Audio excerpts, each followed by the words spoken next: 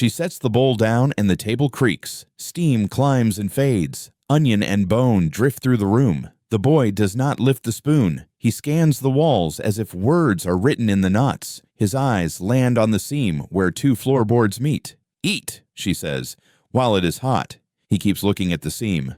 "I know this place," he says. "You wandered in hungry," she says. "It is only a cabin." He lowers his voice. "I know this cabin. My mama died here." The spoon clicks against the rim. She steadies her hand. The window fog holds her reflection like a ghost that wants in. "You do not know what you are saying." "I do," he says. "I remember the window. I remember the stove door that squeals. I remember a cradle sound. I remember the smell of burnt rope." Her mouth tastes iron. She faces the stove. The hinge squeals when she opens it. Heat breathes on her cheek. "How old are you?" 10, he says.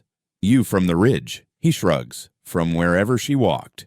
"What was your mama called?" He touches the groove cut in the wood by an old knife. "She called herself June," he says. "She sang when she cooked. She did not eat first. The bowl had to cross the table twice." She swallows. "Many women sing. Many tables have grooves. Memories latch onto whatever looks close." "She bled on the floor," he says, pointing. "Right there." She wipes the spot with her sleeve. "It changes nothing." "Finish the soup." "I cannot," he says. "I keep seeing her hands and the rope." Men shouted outside. She keeps her back to him. "Men shout everywhere. Maybe your mind borrowed this room." "My mind remembers," he says. The sheriff came. His star was dull. He said a woman cannot keep what was not hers. Her breath thins. What did she keep? Something small, he says. Something that fits in a fist. She sees a round gleam that once lived in a pocket. She sewed deep. "What do you want?" "Truth," he says. "Why did she die?" Her voice will not rise. She knows brine pulls blood from wood and that you burn the rag after. "This is not a place for that." "It is the only place," he says. "Her last breath is still here. I can feel it." She turns. He is not afraid. He looks like a boy who learned to stand between hard things. "Who sent you?" she says. "No one," he says. "A man said I was property. Another laughed. I ran until the trees went thin, and this cabin stood in my head." "I should tell the sheriff." "You should not." "Why?" "Because he wants me gone," he says. "Because he knows this room too." She sits opposite him. Her knees ache as they bend. "Eat," she says, softer. He sips and stops. "What is under those boards?" "Dust and mice." "What else?" "Leave it." He looks at her hands. "Your fingers, remember." She hides them in her apron. The cloth is thin where the knot cinches. "You do not know me." "I know the sound of someone who keeps watch," he says. "You move before the wind. You listen to the path." She closes the stove door. The hinge sings. "You said men shouted. Do you know their faces?" "One had a scar near his mouth," he says. He smiled, and the scar moved. One smelled like river tar. One wore a badge that wanted to fall. She knows those faces. "Your mama," she says, and stops. "She told me to run," he says. "She told me to remember the window and the stove and the smell. She said one day I would need them to find a door." "What door?" "The one you closed," he says. He stands. The chair legs scrape. He walks to the wall and lays his palm on the stain that never left. "She was here," he says. She stands too. Her feet drag. "Sit, eat, then sleep. We will not wake the woods with talk." He sits but does not lift the spoon. He studies the seam. There is something there. "If there is," she says, "it belongs to the dead."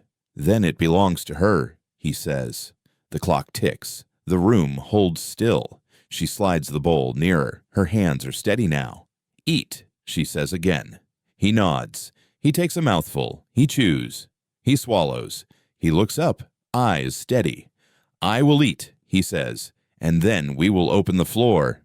She does not answer. She looks at the seam and thinks of the nail head she once hid under a rug, and a lie. She remembers a night when rain turned to steam, and boots paused at the step, and a badge scraped wood. She hears that scrape again inside her head. The boy eats 3 slow bites. The spoon settles. The room waits for a word neither of them can lift yet. The door sways on its hinges. Cold air threads through the room, curling under the table, around their legs. His eyes are not on her, not on the soup, but on the strip of night framed in the doorway. It is the look of someone waiting for a shadow to step inside. She moves to close it. The wood groans. The latch clicks, but the wind presses back. She leans her weight until it shuts. "You keep it open for someone?" he asks.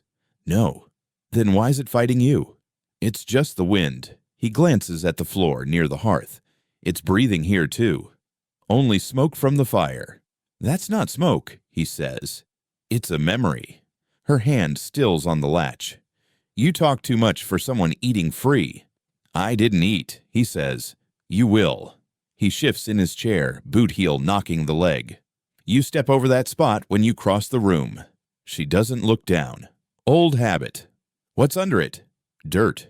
"Then why the habit?" She busies herself at the counter, ladling broth into another bowl. Some boards squeak. I walk where they don't. His gaze stays fixed on that seam. "Squeak's not what you're hiding from." "Enough," she says. "Men came here once, didn't they?" Her jaw tightens. "Men come everywhere. That doesn't make the ground cursed." He leans forward. "This ground is. I can feel it." She sets the second bowl down harder than needed. "Eat, before it goes cold." "I'll eat if you tell me why the door moves like that." "It's an old frame," she says. "Nothing more." His eyes flick to the latch. "It's been opened too many times." She sits across from him. The chair creaks. "Do you know what happens to people who ask too many questions?" "They learn something worth keeping," he says. She studies his face. "Your mother taught you that?" "Yes," he says. "She also told me some people only speak when they're about to lie." The fire snaps. She doesn't move. "And you think that's me?" "I think you know more than the wind does." She leans back, arms folded. "You came here with a mouth full of stories. Maybe you found the wrong cabin." He shakes his head. "This is the right one. The floor remembers me." Her eyes drift to the hearth, then away. "Memory's a trick. So is forgetting," he says. They sit in the crackle and hiss of the fire. She hears the wind catch the latch again. The door shivers, wanting in. She stands, crosses the room, and sets the iron poker against it. The metal hums faintly, as if it too remembers heat from another fire. "Have you ever thought about leaving this place?" he asks. "No," she says. "Why not?" "Because leaving means carrying what's here, somewhere else. Best to keep it contained." "Contained under those boards." She doesn't answer. He leans back, tilting his chair on two legs. "If I pulled one up, what would you do?" "You wouldn't get the chance." "Maybe I already have," he says. Her eyes cut to him. "Have you?" He lets the chair drop flat. "Not yet." The wind moans against the walls. The poker rattles in its place. "You're afraid of what's outside?" he asks. "Or what's under your feet?" She doesn't blink. "Both." He nods like that's the only honest thing she said. The fire pops. An ember rolls toward the seam. She snatches it up with the tongs before it can touch the boards. "You're quick," he says. "Quicker than you think," she says. He pushes the bowl away. "I'm not hungry." "You will be there by morning." "If there is a morning," he says. She studies him. The way his shoulders don't slump. The way his hands rest ready on the table edge. "Who told you to come here?" "No one," he says. "I followed the wind." "That's not an answer." "It's the only one I have." The latch shifts again. She presses the poker firmer against the door. "It'll hold," she says. "For now," he says. Her eyes follow his back to the hearth. The seam in the floor seems darker than the rest, like something beneath is drawing in the light. "Go to bed," she says. He stands, slow. "Which side of the room?" "Any side but that one." He smirks faintly. "So there is something there." "Only trouble," she says. "That's what I'm looking for."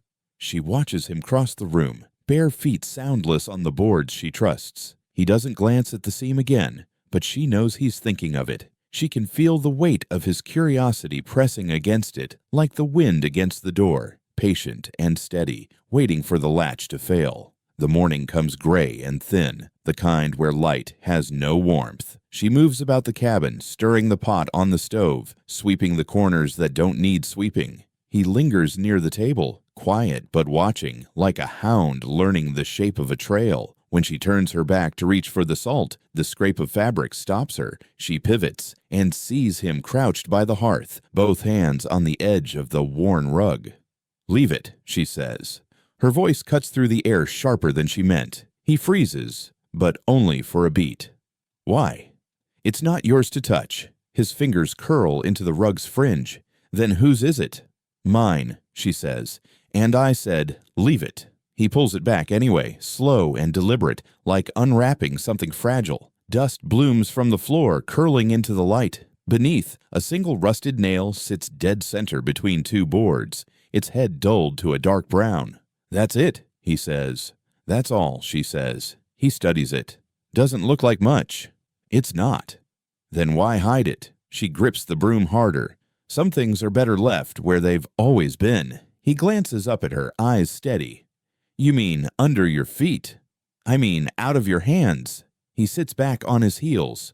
"What's under it?" "Dirt." "Dirt doesn't need a nail to hold it down." She looks past him, into the fire. "Sometimes it does." He reaches toward the nail. She steps forward, her shadow falling over him. "Don't." He doesn't touch it, but he doesn't move away either. "You're guarding it like a grave." "Maybe I am," she says. His eyes narrow. "Whose?" She exhales through her nose. "Eat your breakfast." He stays crouched. "You're scared I'll see something you buried." She sets the broom against the wall, crosses her arms. "I'm scared you'll make something out of nothing." He leans closer to the nail, his breath fogging the cold metal. "I already have." Her jaw tightens. "Stand up." He looks up at her again, and it's not the look of a boy. It's the look of someone who's seen a truth before and is just waiting for it to show itself again. "You walk around this spot like it's fire," he says. "You'd rather burn your own hand than let me touch it." "Stand," she says again. He rises slowly, brushing dust from his palms. "If you didn't want me to find it, you should have never let me in." She steps past him and pulls the rug back into place, smoothing it flat. "You weren't invited." "Neither was my mama," he says. The words hang in the air. She doesn't answer. He tilts his head toward the hearth. "She used to sit there, didn't she? Right by the fire, close enough to see that nail every day." Her throat works before she speaks.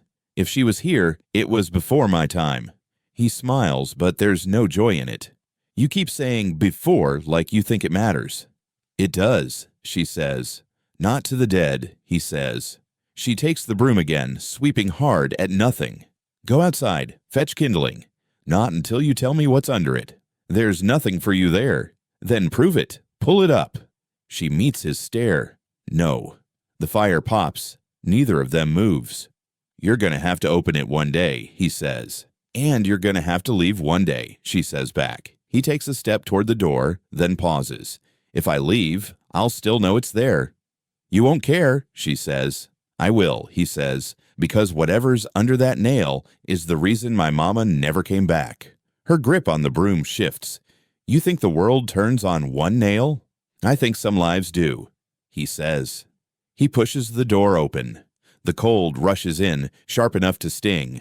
He steps out, but his eyes stay locked on the rug until the door shuts between them. She stands alone in the quiet, broom in hand, the weight of the nail pressing up from under the boards as if it could feel her heartbeat through the wood. She knows he's wrong about some of it, but not all. And she knows the day is coming when she won't be able to keep that rug in place. The sound of boots on frozen dirt reaches her before the knock. Slow, deliberate steps, like each one is meant to be heard. She glances at the boy. His head lifts, eyes wide. "Pantry," she says. He moves without a word, slipping behind the door and pulling it almost shut. She hears his breath catch as the latch on the outer door lifts. The sheriff fills the frame, hat low, coat heavy with dust. "Morning," he says. She nods once. "Morning." His eyes roam the room. "Got word about a runaway? Boy, about yay high. Dark hair. Quick feet. Have you seen him?" She turns to the stove, stirring the pot though it doesn't need stirring. "No." He steps inside, the floor creaking under his weight. "Funny. Tracks on the road turn this way." "Lots of folks use the road," she says. "Not with feet that small," he says. She glances over her shoulder. "Maybe a stray dog." His gaze sweeps the corners, the loft, the space near the hearth. "The dog wouldn't hide." "Neither would a boy with nothing to hide," she says. He smiles thin. Not warm. Depends what he's running from. She keeps her back to him. And what he's running toward. The sheriff steps closer to the pantry door. She hears the boy's breath inside, quick and shallow. Mind if I look around? He asks. I do mind, she says. He studies her for a moment. Are you always so hospitable? When it's worth my time, she says. His eyes drift to the rug near the hearth. Haven't changed a thing here, have you? No need to, she says. He nods toward it. Some spots are better left untouched. She feels the words settle like ash in her chest. We agree on that. He lets the silence stretch, then turns back toward the door. If you see him, you'll tell me? I'll think about it, she says. That's not what I asked. It's what you got, she says. He gives a small laugh, though it doesn't reach his eyes. You still don't know how to make friends. I know how to keep the ones worth keeping, she says. His hand lingers on the doorframe. Be a shame if someone thought you were keeping the wrong one. She meets his gaze. Be a shame if someone thought you were asking questions you shouldn't. The sheriff tips his hat, steps back onto the path. Tracks don't lie, he says. Neither do boards when they're pried up. She watches him walk away, each crunch of his boots fading into the wind. Only when he's gone does she open the pantry door. The boy steps out, face pale. He knows, he says. He suspects, she says. What's the difference? Time, she says. One gives us some, the other takes it away. He glances toward the rug. He looked at it. He's always looked at it, she says. Why? She turns back to the stove. Because he knows something's there. Then why not take it? Because knowing it's there is enough for him, she says. For now. The boy frowns. For now means not forever. She stirs the pot again, though her hands feel cold. Forever doesn't live out here, only until the next set of boots comes down that path. The boy's eyes linger on the door. He's coming back. I know, she says. He studies her face. You're not scared. She lifts the ladle, lets the broth fall back into the pot. Fear's a waste of breath. I'd rather spend it thinking. Thinking about what? How to keep you out of sight when he does. The boy moves to the table, runs his fingers over the wood grain. What if I don't want to hide? Then you'll make both of us sorry, she says. He looks at her for a long moment. You've lied to him before, and I'll do it again if I have to, she says. He leans back in the chair. What's the worst that happens if he finds me? She meets his eyes. You don't want me to answer that. The wind rattles the latch, a sound that feels too much like a warning. She pushes the pot off the heat. Eat, she says, while we still can. The air feels different after the sheriff leaves, lighter in the doorway, but heavier in the corners. She closes the latch and stays there, listening for his boots on the road until the sound is gone. The boy sits at the table, but his eyes aren't on her. They're on the ladder to the loft, shadowed and waiting. What's up there? He asks. Storage, she says. What kind? The kind that doesn't matter to you. He tilts his head. If it doesn't matter, why keep it? She moves to the stove, lifting the lid from the pot. Some things stay because they've always been here. That's not an answer. It's the only one you'll get. He stands, walking to the base of the ladder. His hand rests on the lowest rung. Have you ever gone up? Not lately. Why not? No reason. Sounds like a reason. He sets a foot on the rung. Leave it, she says. He climbs anyway. The ladder groans under his weight. Dust drifts down in lazy spirals. She grips the counter but doesn't follow. The loft is low, the air stale. He ducks under a beam, eyes scanning the dim shapes. Crates, sacks, a broken chair, a rolled carpet. In the far corner, a small shape sits beneath a faded blanket. He pulls the blanket back. A wooden cradle rests there, the wood dulled by years, the curve of its sides worn smooth where hands once rocked it. One leg is chipped, the mark softened with time. His fingers trace the rail. I've seen this before. Everything looks the same after enough years, she says from below. He shakes his head. Number, this is the one. You're guessing. I remember the grain, he says. Here, where it curves like a wave. My mama's hand fit right here when she thought I was asleep. He leans in, peering inside. The bottom still holds the faint outline of where a thin mattress once lay. She keeps her eyes on the fire. That cradle hasn't been touched in years. It's been waiting, he says. For what? For me? Her voice hardens. Climb down. He doesn't. Why keep it if no one's used it? Because throwing it out wouldn't change what it saw. He turns to face her. So it did see something. She shakes her head. Wood doesn't talk. Maybe not to you. He sets his hand on the side, rocking it gently. The creak is soft but sharp in the stillness, like a voice almost speaking. Stop that, she says. You hear it too. I hear a piece of wood, older than you are. He rocks it slower. She put me in here. I remember her hands on my chest. She was crying. You don't remember. I do. She hummed something low, not words. Then the door opened and she stopped. He stops rocking. You were there. Her shoulders stiffen. You weren't born when I came to this cabin. Then why are you lying? She looks up at him, the lamplight catching her eyes. Because some truths are worse than lies. For who? For both of us. He doesn't move from the cradle. If you won't tell me, I'll find out for myself. That's what I'm afraid of. The two of them hold still. Finally, he pulls the blanket over the cradle, though not completely. One curve of the rail remains bare. He climbs down, each rung groaning under his weight. On the floor, he turns to her. You should have burned it. She shakes her head. Fire doesn't erase the shape of something. It just makes it harder to see. He brushes dust from his hands. Then I'll keep looking until I see it. She steps aside as he moves toward the table. His fingers trace the wood grain like he's trying to read it. Has your mom ever told you about this place? She asks. Only once, he says. Said it was a place where something was taken from her. Her breath catches. What? She didn't say. Just told me if I ever found it, I'd know by the way the air felt. And how does it feel? Like it's holding its breath, he says. She turns to the fire, stirring the pot, though nothing needs stirring. Eat, she says. He sits but doesn't touch the food. One day, I'm going to lift that nail. Her eyes meet his. One day, I might let you. Outside, the wind presses against the walls, rattling the latch. Somewhere above them, the cradle settles in its corner with a faint creak, as if it too had been listening. The cabin is dark except for the red glow in the stove. She wakes to a sound too small to be wind, too sharp to be the creak of old boards, a soft, steady scrape, like a nail drawn against glass. She pulls her shawl tight and follows it to the back of the room. The boy is standing by the window, bare feet on the cold floor, his face close to the glass. His breath clouds the pane, then fades, revealing thin white letters carved into the frost.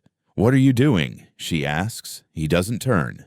It's already here. She steps closer. The letters are faint, but clear enough. Slanted, uneven, scratched with something sharp.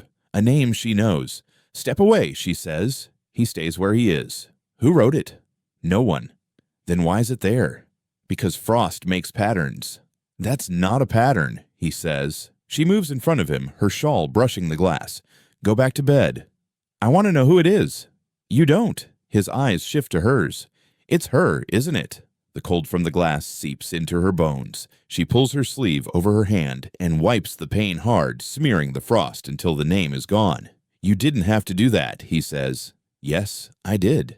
You're scared of it. I'm tired of it, she says. He leans closer to the window, his breath, fogging it again. It'll come back. She drops the shawl from her shoulders, folding it on the table. Everything comes back if you let it. I didn't let it, he says. It found me. Go to bed. He doesn't move. Why would her name be here if she didn't die here? Names show up in all kinds of places. Not like this. She exhales. Do you ever stop? When I get answers. She closes the curtains, the fabric frayed from years of sun. Answers don't live in glass. He walks to the stove, crouching to look at the embers. Then where do they live? In people who are gone. Like her. She stirs the coals with the poker, sparks leaping. Yes, like her. He watches her, eyes catching the firelight. You knew her. Her hand stills on the poker. I knew of her. That's not what you said last night. You hear things I never said. You keep acting like I'm guessing. I'm not guessing.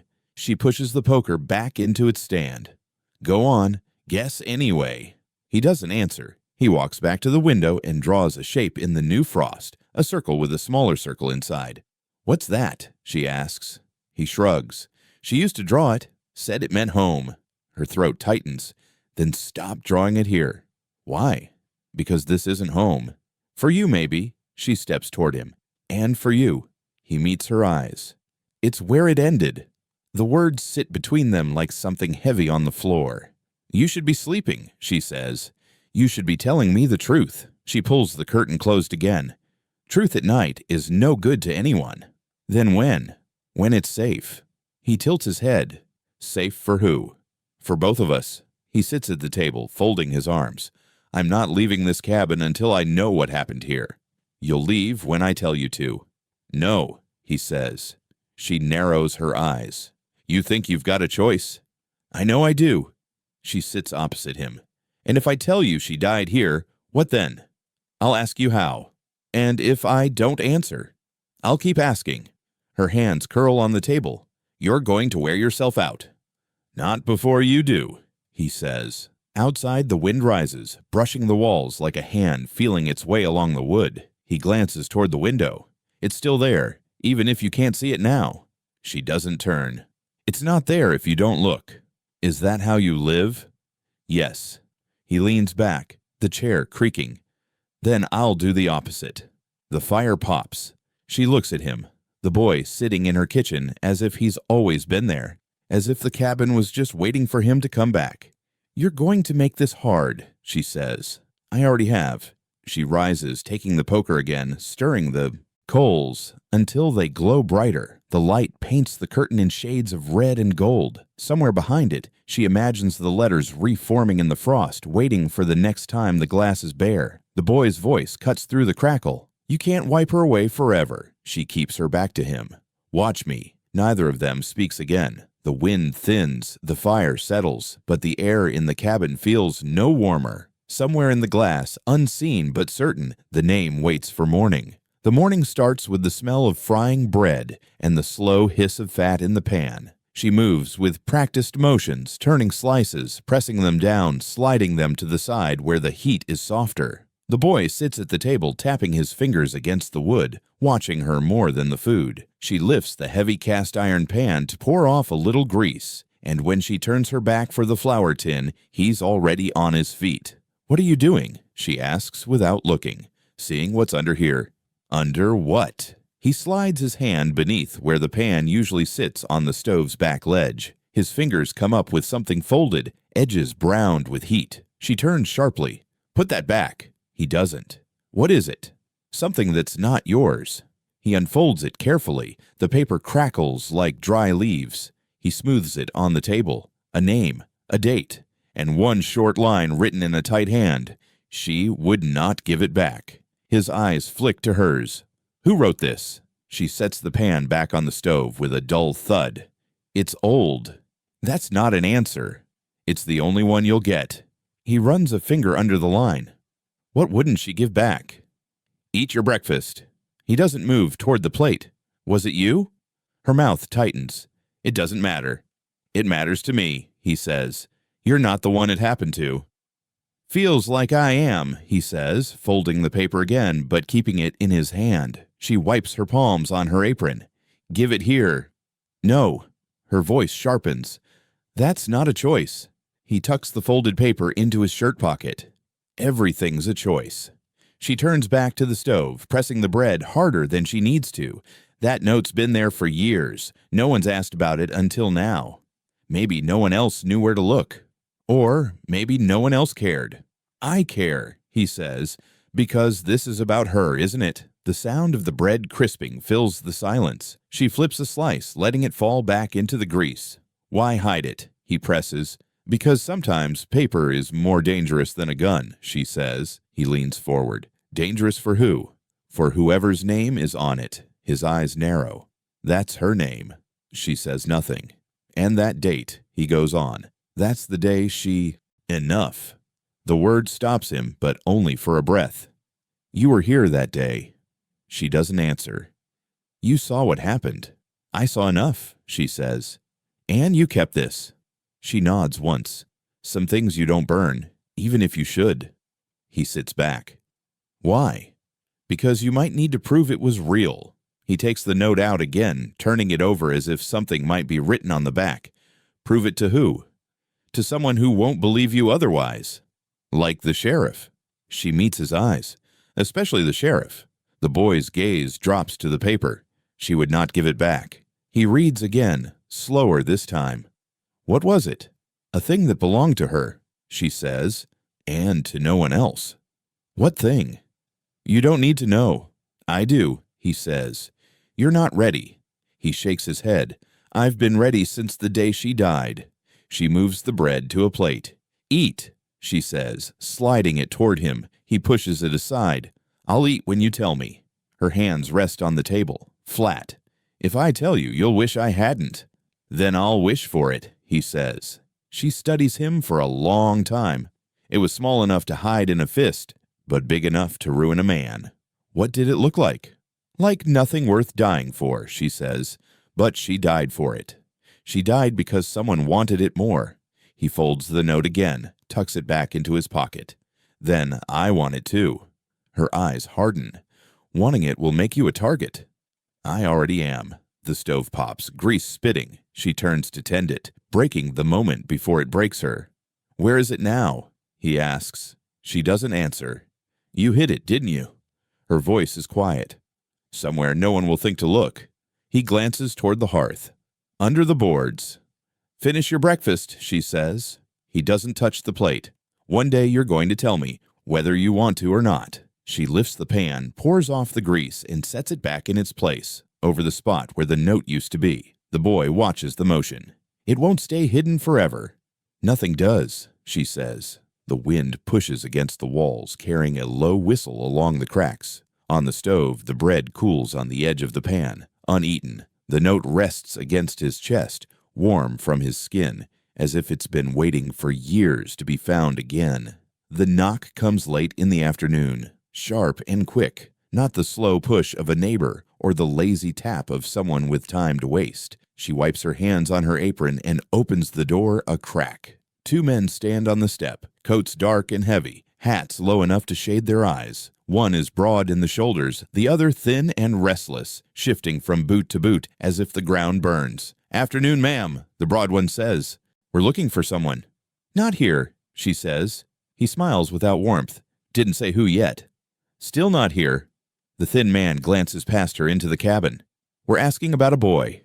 10 maybe, dark hair, quick on his feet, belongs to a man with debts. Don't know him, she says. The broad man tilts his head. We hear the boy's been seen near here, running errands, talking to folks. Lots of boys do that, she says. The thin man steps closer. This one's different. His father owes the governor, and the governor always collects. She keeps her hand on the door. Then you should be talking to his father. That's the thing, the broad man says. Father's hard to find.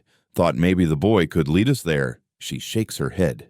Can't help you. The thin man's eyes roam the room again, pausing near the hearth. You've been here a long time, haven't you?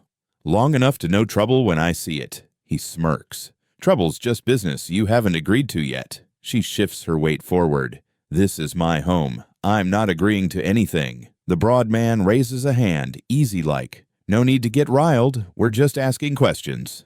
Then you've got your answers, she says. He studies her face a moment longer. If you see him, tell him his father's time is up. And when the governor's time is up, everybody knows it. They turn to go, boots crunching on the path.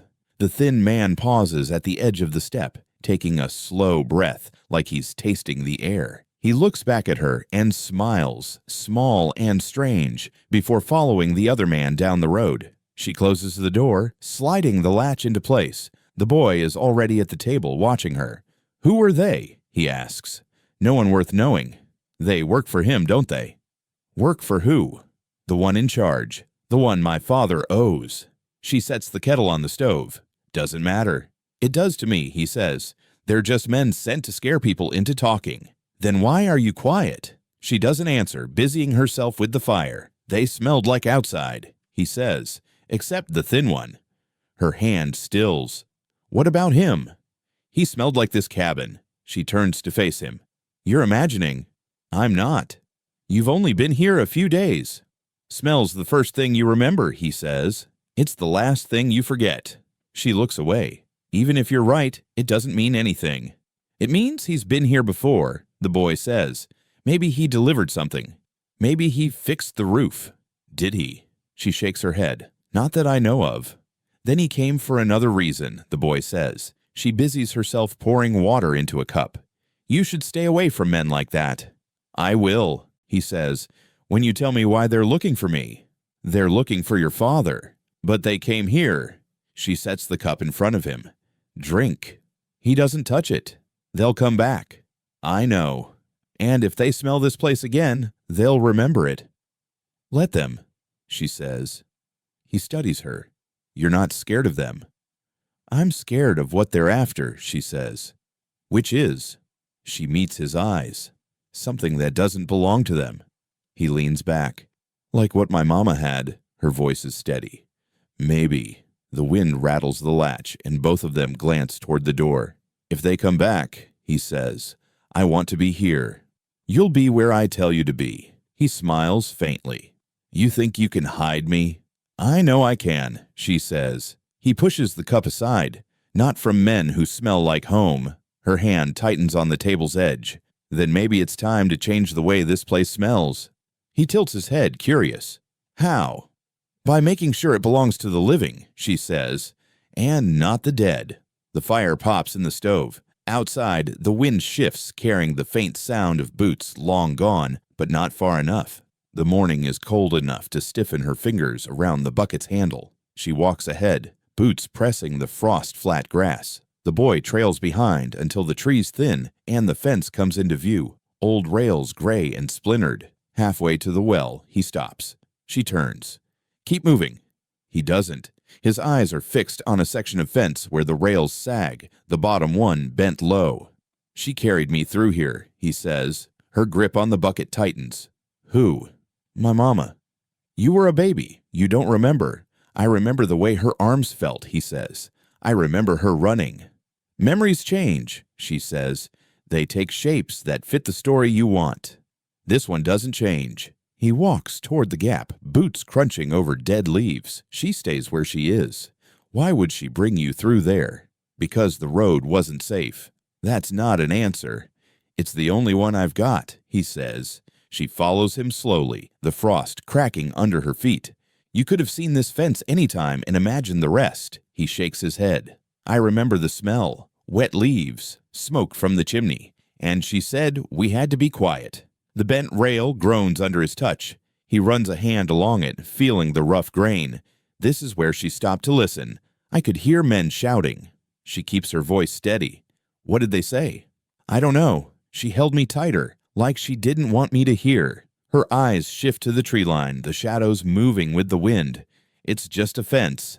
It's a door, he says. You don't know that. I do. She exhales, her breath clouding. Even if it is, there's no reason to open it. Then why is it still here? Because nothing lasts forever out here unless it's too much trouble to tear down. He looks at her, head tilted. You've been through here too. She doesn't answer. You have, he says. I can tell. The bucket's handle bites into her palm. You talk too much. You don't talk enough. He steps over the bent rail, boots sinking into the soft ground on the other side. There's a path. Stay out of there. He glances back. You're afraid of what's down it. I'm tired of places that lead nowhere, she says. This one leads somewhere. She moves closer, stopping at the fence. How do you know? Because I've walked it before, he says. You were carried. It's the same thing. No, it isn't. He looks past her toward the cabin. Men came from this direction, didn't they? Her lips press thin. You should be fetching water. I want to see where it goes. Not today. When? Never. He studies her for a long moment, then steps back over the rail. You're not going to stop thinking about it either. She turns toward the well. Let's go. They walk the rest of the way without speaking. The rope on the bucket is stiff, the pulley squealing as she lowers it into the black water below. He leans against the well's stone edge. She was running from someone. Everyone's running from something. She was running from men who wanted what she had, her hands slow on the rope. That's enough. She wouldn't give it back, he says. Like in the note, the bucket hits the water with a hollow splash. You've been thinking too much. "I've been remembering," he says. She hauls the bucket up, water sloshing over the rim. Memory's a dangerous thing. "So keep quiet," he says. She sets the bucket down, the wood handle wet in her palm. Some things stay quiet for a reason, and some things come back through fences. They start back toward the cabin, the fence behind them like a shadow that doesn't fade. Neither of them looks back, but both know exactly where the rails bend. She's outside splitting kindling when the sound of the trunk lid slamming reaches her. It's not the kind of noise you make by accident. She wipes her hands on her skirt and steps inside.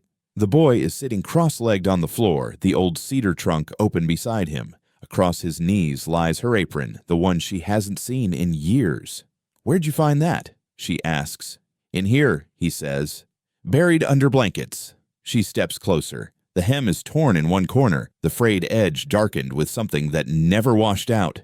"Why is there a rope inside it?" he asks. She stops a few feet away. The rope is thin, knotted at one end, sewn into the waistband so it could be pulled free quickly. "Give it to me," she says. He doesn't move. "What was it for?" "It's mine."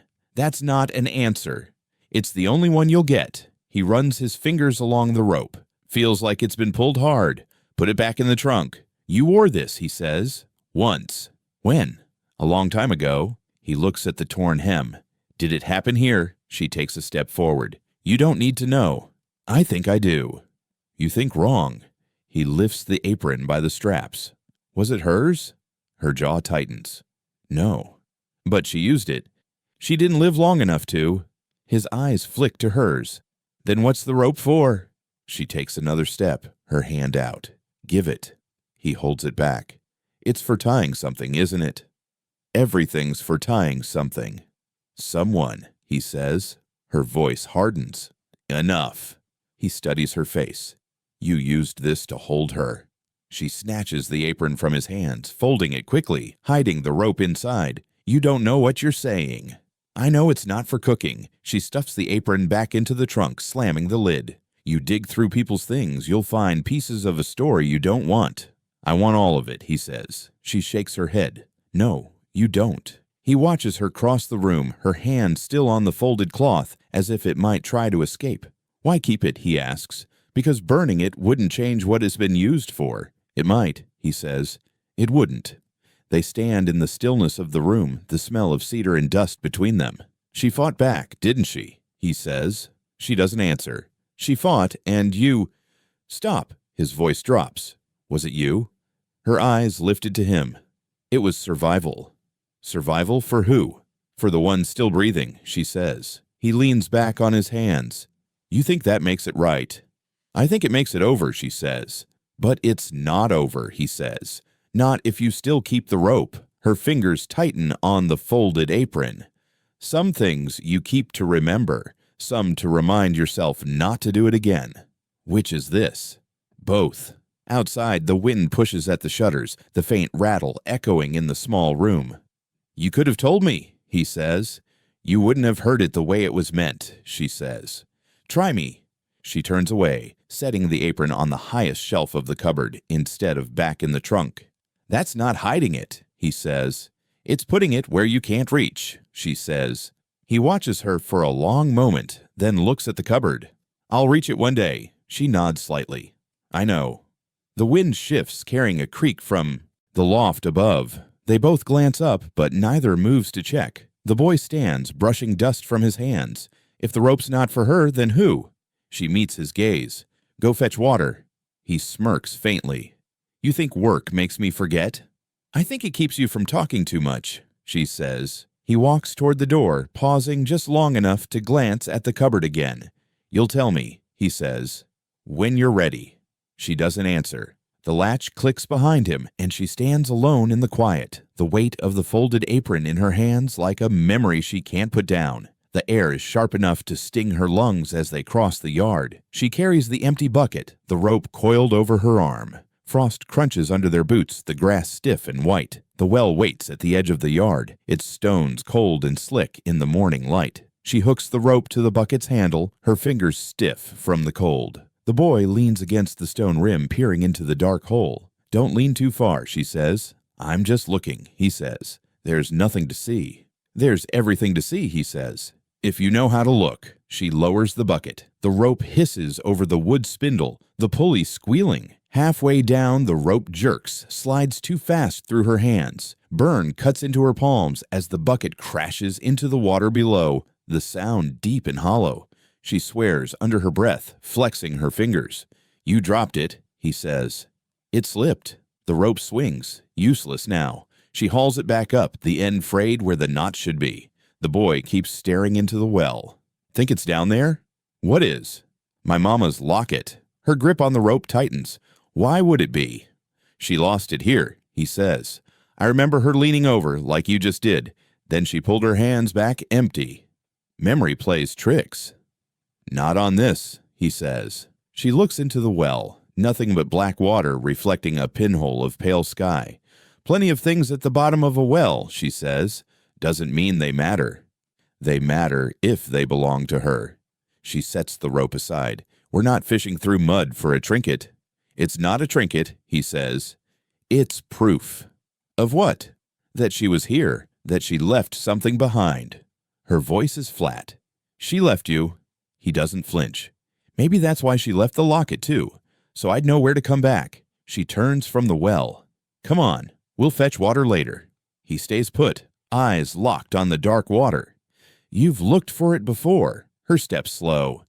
What makes you think that? You keep your eyes down when you pass this well, like you're afraid it'll throw something back at you. She walks back, standing beside him. I've drawn enough water to know. It only gives what it wants. Then maybe it wants to give it to me, he says. She rests her hands on the stone rim. Or maybe it's kept it because it doesn't want you to have it. He looks up at her. Why not? Because some things weigh more than they're worth, she says. They stand there in the cold, the wind nudging at their coats. She means to turn away again, but then she hears it, faint at first, a low rumble growing into the steady rhythm of hooves on frozen ground. Her head snaps toward the tree line. They're coming, she says. Who? Doesn't matter. Move. He steps back reluctantly. It's them, isn't it? She coils the rope fast, tucking it under her arm. Inside, now. They'll see the well. They've already seen it, she says, pushing him ahead of her. The hoofbeats grow clearer, the creak of leather and faint jingle of metal drifting through the air. She shuts the door behind them, sliding the latch. The boy moves to the window, peering through a slit in the curtain. It's the thin one from before, he says. Get away from there. He's looking at the cabin. She grips the rope tighter, her palms still burning from the slip. Then we wait. The hoofbeats slow, stopping just beyond the yard. Silence follows, heavy and deliberate. She can picture them sitting their horses, eyes on the door, deciding whether to dismount. The boy glances at her. They're not leaving. Then we don't move, she says. What if they come to the well? She doesn't answer. They'll see, he says. They'll know. They already know something, she says. But they don't know enough. The silence outside stretches. Then the horses turn, hooves crunching as they head back toward the trees. The sound fades, swallowed by the cold. The boy lets the curtain drop. They'll be back. I know, she says. They're looking for the locket too. Maybe, she says, setting the rope on the table. Or maybe they're looking for whatever else might be buried in this place. He stares at her. Like under the boards.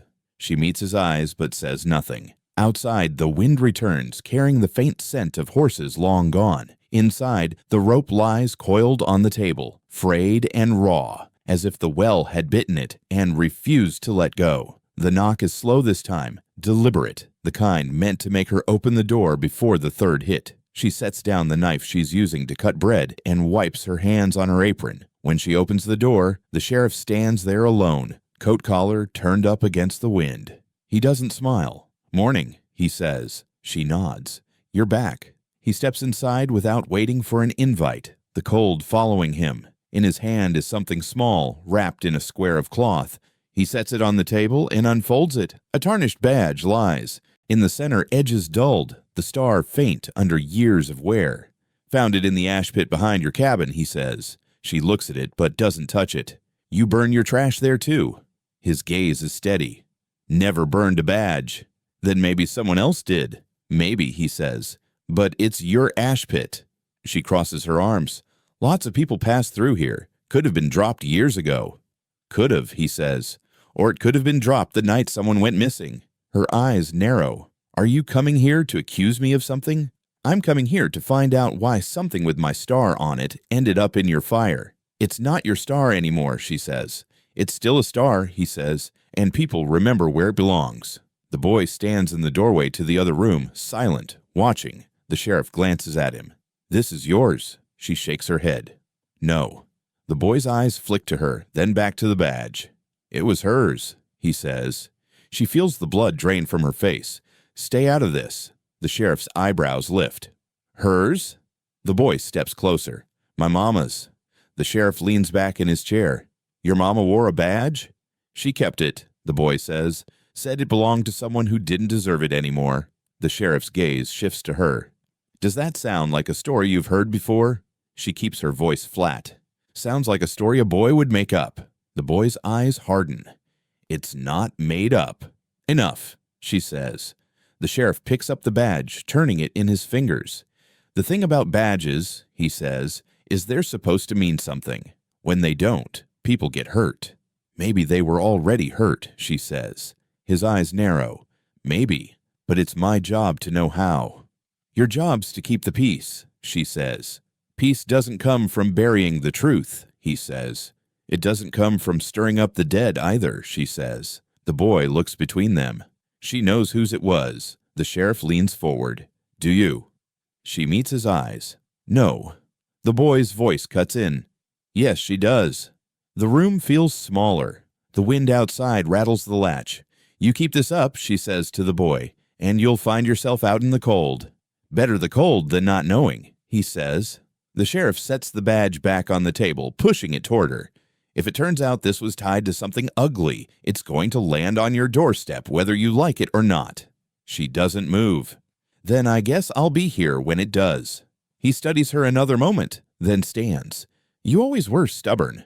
And you always were nosy, she says. His mouth twitches like he might smile, but he doesn't. He tips his hat toward the boy. If you remember anything about your mama and this badge, you know where to find me. The boy nods, eyes steady. The sheriff heads for the door. Be seeing you, he says over his shoulder. When the door shuts behind him, the room stays cold. The boy moves to the table, picking up the badge. Put it down, she says. He turns it over in his hand. This was hers. You don't know that. I do. She showed it to me once and said it was the reason we had to leave. She told you a lot of things, she says. Doesn't make them all true. He sets the badge back on the table. If you won't tell me, I'll ask him. You'll do no such thing. Why not? Because once you start talking to men like him, you can't take it back, she says. He leans forward. What if I don't want to take it back? She picks up the badge and slips it into her apron pocket. Then you'd better be ready for what comes after. His eyes follow her hand. You're keeping it. I'm keeping it from the wrong hands, she says. The wind rattles the latch again, and for a moment she's sure she hears the sound of boots on the path. But when she glances at the window, there's only the empty yard and the long stretch of frost leading to the trees. The sound of the sheriff's boots fades into the wind, each step pulling the weight of his presence out of the cabin. She stands by the door until the latch stops rattling, until she's sure he's gone. The boy is still at the table, his eyes on the rug by the hearth, the same place they always wander when silence gets thick. She turns toward the stove, reaching for the kettle, but the scrape of fabric against wood stops her. Don't, she says without looking. He ignores her. The rug peels back slowly, dust curling into the air. The rusted nail waits in the center of the seam, dull under the lamplight. Leave it, she says. His fingers hook under the head. Not this time. I mean it, she says, but her voice doesn't have the sharp edge she wants. The nail groans as it loosens. He works it free, setting it on the floor beside him. The board shifts under his touch. You don't want to know what's under there, she says. I've wanted to know since the day I walked in, he says. Some things don't get put back the same. Then I won't put it back, he says. He pries the board up. The dark gap beneath exhales a stale breath of air that smells like dust and something older. He reaches inside, pulling out a small cloth bundle, the fabric yellowed and stiff. Give it here, she says, moving toward him. He holds it away. It's mine if it was hers. You don't know what it is. I know enough. He untwists the cloth. Inside, a locket catches the light, the metal dulled with age. Beside it, a braid of hair, brittle and pale, bound with a thin strip of ribbon. He stares at them. It is hers. Her eyes. Close. Put it back. No. That's not for you. She carried me. She sang to me. She died here. If this isn't for me, who is it for? Her voice is tight. It's for the truth to stay buried. He runs his thumb over the braid. This is proof. Of what? She asks. That she was real, he says. That she mattered. She mattered without this. Not to them, he says. They'll say she didn't exist, or that she was nothing worth remembering. This says they're wrong. She kneels in front of him. This will get you hurt. So I will pretend it's not here. Her eyes flick to the window, the line of frost catching the last of the daylight. If the sheriff sees that, he'll take it. Then he'll know she had it, the boy says. And then he'll ask what else she had, she says. Do you know? Yes, she says. Then tell me. I can't. You mean you won't? She holds out her hand. Please. He looks at the locket again before dropping it into her palm. She closes her fingers around it, feeling the weight settle there like something alive. What about the hair? He asks. She hesitates. That stays with me. It should be with me, he says. It should be somewhere no one can use it against you. His jaw sets. I'm not afraid of them. You should be, she says. They sit in the quiet, the open board yawning between them. She lays the bundle back inside, the wood swallowing it like it never left. She presses the board down, sliding the nail into place with her thumb. He pulls the rug over it again. That won't stop me from remembering where it is. It's not for you to forget, she says. It's for you to leave alone. He meets her eyes. That's not going to happen. She stands, slipping the locket into her apron pocket. Then be ready for what follows. Outside, the wind shifts, carrying the faint sound of something moving through the trees. Inside, the floor feels different under her feet, as if lifting that board has changed the way the whole cabin breathes. The boy stays crouched by the hearth, his hand resting on the seam. She's still here, he says softly. She doesn't answer. She walks to the door, checking the latch, her fingers lingering there. In her pocket, the locket is warm from her hand, but the braid, left under the board, feels colder than it did before, as if it already knows it's been found.